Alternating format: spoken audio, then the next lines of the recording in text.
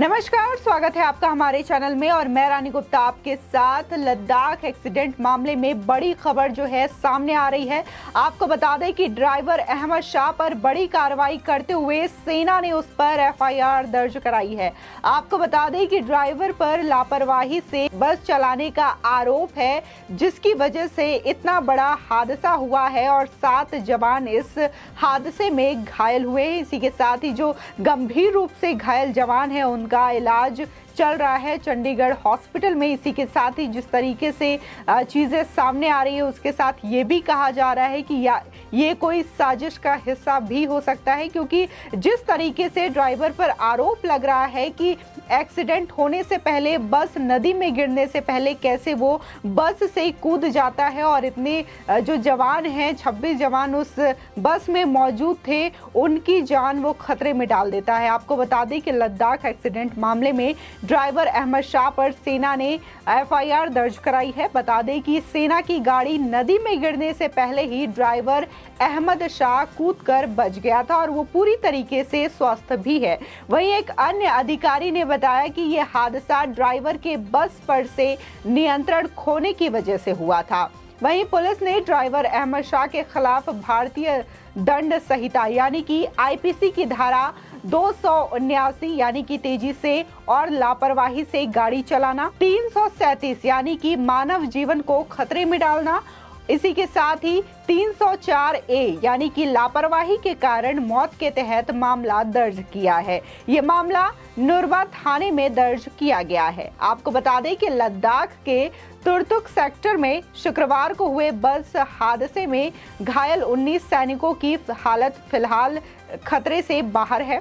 भारतीय सेना की वेस्टर्न कमांडेंट ने शनिवार को बताया कि बस दुर्घटना में जख्मी हुए 26 में से कुल 19 जवानों को एयरलिफ्ट कर कमांड हॉस्पिटल में ट्रीटमेंट के लिए ले जाया गया। दरअसल आपको बता दें कि भारतीय सेना की पश्चिमी कमान ने ट्वीट करते हुए बताया कि परतापुर के पास एक बस दुर्घटना में घायल हुए पश्चिमी कमान के 19 जवानों को एयरलिफ्ट कर चंडीगढ़ के ग्रीन कॉरिडोर से होते हुए कमांड हॉस्पिटल में ले जाया गया, जहां उनका इलाज किया जाएगा। फिलहाल सभी की हालत स्थिर बनी हुई है। साथ ही सेना के अधिकारियों ने बताया कि यह हादसा थोइसे से लगभग 25 किलोमीटर दूर शुक्रवार सुबह 9 बजे हुआ था, जब सैनिक जिस वाहन से सवार थे वो सड़क से फिसल कर श्योक नदी में जा गिरा।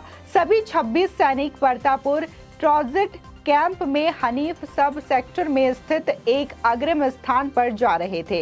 एक अधिकारी ने जानकारी देते हुए कहा कि इस घटना में अब तक 7 सैनिकों की मौत हो चुकी है, उन्हें मृत घोषित किया जा चुका है, जबकि अन्य को काफी गंभीर चोटें भी आई हैं। साथ ही उन्होंने बताया कि बस सड़क से करीब 50-60 फुट की गहराई में श्योक नदी में गिरी। सभी घायलों को शुरुआत में परतापुर स्थित 403 फील्ड हॉस्पिटल ले जाया गया था, जिसके कुछ घंटों बाद सभी सैनिकों को चंडी मंदिर स्थित सेना के पश्चिम कमान हॉस्पिटल ले जाया गया। बता दें कि नुरबा स्टेशन के हाउस ऑफिसर इंस्पेक्टर स्टेनिज दोरजे ने कहा कि प्रथम दृष्टया ये ड्राइवर की लापरवाही का मामला प्रतीत होता है। आपको बता दें कि चांगमार के चालक अहमद शाह ने बस से नियंत्रण खो दिया और ये लगभग 80 से 90 फीट गहरी खाई में लुढ़क गई। इसके बाद लेह पुलिस, सेना और स्थानीय लोगों ने बचाव अभियान तेजी के साथ शुरू किया। वहीं सेना के अधिकारी ने जानकारी दी कि ड्राइवर अहमद शाह के खिलाफ आईपीसी की धारा 279, 337 और इसी के साथ ही 304 ए मामले में मामला दर्ज किया गया है। इसके अलावा सेना के अधिकारी का कहना यह है कि यह घटना इसका सबूत है कि किस तरीके से सैनिक सुदूर इलाकों में अपनी ड्यूटी करने के लिए अपनी जान की बाजी तक लगा देते हैं। आपको बता दें कि जानकारी के मुताबिक हादसे के बाद तेजी से बचाव अभियान भी चलाया गया। जवानों को परतापुर के 403 फील्ड हॉस्पिटल पहुंचाया गया था और लेह से सर्जिकल टीमों को परतापुर भेजा गया। गंभीर रूप से घायल जवानों को एयरलिफ्ट कर वेस्टर्न कमांड भी भेजा गया। आपको बता दें वहीं इस हादसे में शहीद हुए भारतीय सेना के 7 जवानों में सूबेदार शिंदे, विजय राव, सर्जे राव, नायाब सब गुरुदयाल साहू, हवलदार एमडी सैजल टी, नायक संदीप पाल, जादव, प्रशांत, शिवाजी और रामानुज कुमार, लॉन्स नायक, बप्पादित्य खुटिया शामिल है। हालांकि इस हादसे में प्रधानमंत्री नरेंद्र मोदी ने भी दुख जताया और उन्होंने ट्वीट कर कहा, लद्दाख में बस दुर्घटना की सूचना सुनकर बहुत दुखी हूँ, जिसमें वीर जवानों ने अपनी जान तक गंवा दी। मेरी संवेदनाएं शोक संतप्त परिजनों के साथ है। मैं घायलों के जल्द से जल्द स्वस्थ होने की प्रार्थना करता हूं। प्रभावित लोगों की मदद के लिए हर संभव मदद की जा रही है। आपको बता दें, जिस तरीके से ये घटना घटित हुई है और जो बस है वो ड्राइवर की लापरवाही की वजह से 90 फीट नदी में जा गिरी थी और जिसकी वजह से जो 19 जवान हैं वो गंभीर रूप से घायल हो गए। उनका ट्रीटमेंट अभी भी हॉस्पिटल में चल रहा है। इसी के साथ ही जो 7 जवान हैं वो भी शहीद हो गए और जो आरोप लग रहे हैं ड्राइवर पर कि आखिर क्या ये कोई बड़ी साजिश है जिसकी वजह से वो 2 सेकंड पहले ही बस से अचानक से कूद जाता है जबकि बस नदी में गिरने वाली होती है। इसे सवाल बहुत सारे खड़े होते हैं। आपको बता दें कि अहमद शाह मूल रूप से कश्मीर का रहने वाला है और सेना ने उसके खिलाफ एफआईआर दर्ज करवाई है। वहीं अगर सोशल मीडिया का रुख करें तो सोशल मीडिया पर भी लोगों का जो आक्रोश है वो देखने को मिल रहा है जब से ये खबर सामने आई है कि ड्राइवर पूरी तरीके से स्वस्थ था और वो बस से कूदकर उसने अपनी जान बचाई और उसके बाद सेना ने बड़ी कार्रवाई करते हुए उस पर एफआईआर भी दर्ज की, जिसके बाद लोगों का आक्रोश देखने को मिल रहा है और लगातार लोग जो हैं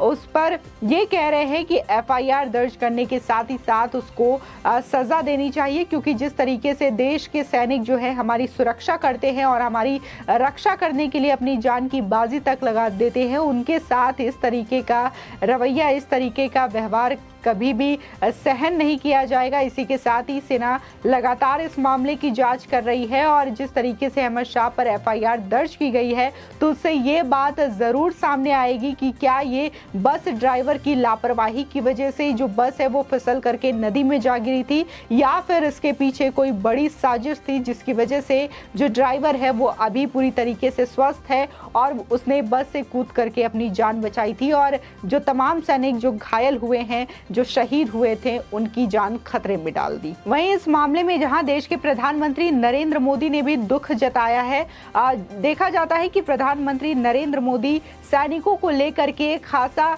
उनका लगाव देखने को मिलता है। वो कभी सियाचिन पे भी पहुंच जाते हैं और वहां के सैनिकों का उत्साहवर्धन करते हुए नजर आते हैं। आपको बता दें कि सियाचिन में जिस तरीके की ठंड होती है गला देने वाली, वहां पर पहुंच करके राजनाथ सिंह हो, रक्षा मंत्री या फिर देश के प्रधानमंत्री नरेंद्र मोदी, वो हमेशा जाते हैं, सैनिकों की हौसला अफजाई करते हुए नजर आते हैं। इसी के साथ ही देखा गया कि पिछले साल नरेंद्र मोदी ने वहां पर जा करके जवानों के साथ दीपावली भी मनाई। तो इससे ये देखने को मिलता है कि देश के जो पीएम हैं वो सैनिकों के सुख में भी साथ होते हैं और उनके दुख में भी साथ होते हैं। और हो भी क्यों ना, ये हमारी जिम्मेदारी बनती है कि जब सेना बॉर्डर पर खड़े होकर के हमारे देश की रक्षा करती है, देश के दुश्मनों से हमारी सुरक्षा करती है, तो हमें भी सैनिक और उनके परिवारों के प्रति जो संवेदनाएं होती हैं, जो सुख दुख होता है, वो हमेशा जाहिर करना चाहिए और उस चीज को बांटना चाहिए। और जिस तरीके से इस मामले में एफआईआर दर्ज की गई है और वहां के नुब्रा थाने के जो सब इंस्पेक्टर है और इंस्पेक्टर है, उन्होंने भी कहा है कि ये पहली नजर में देखें तो ये पूरी तरीके से लगता है कि ड्राइवर की लापरवाही की वजह से ये चीजें हुई है और इस पर अब जांच हो रही है और जल्द ही उसके खिलाफ एक्शन लिया जाएगा। अगर उसकी गिरफ्तारी होती है तो तमाम चीजें खुल करके सामने आएंगी कि क्या ये साजिश है या फिर लापरवाही का एक हिस्सा है। आपकी इस खबर पर क्या राय है, हमारे कमेंट सेक्शन में जरूर बताएं।